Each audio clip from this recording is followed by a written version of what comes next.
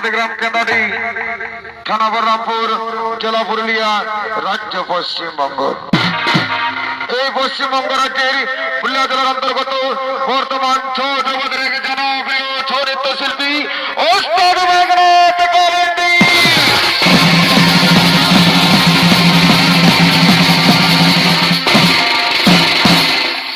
আপনার আলোকিত মহান মঞ্চে আমাদের ওস্তাদ যে পালা পরিবেশন করে দেখাবেন সেই পালা হলো গণেশের নৃত্য হইতে অসুর সম্রাট কাকাসুর বল।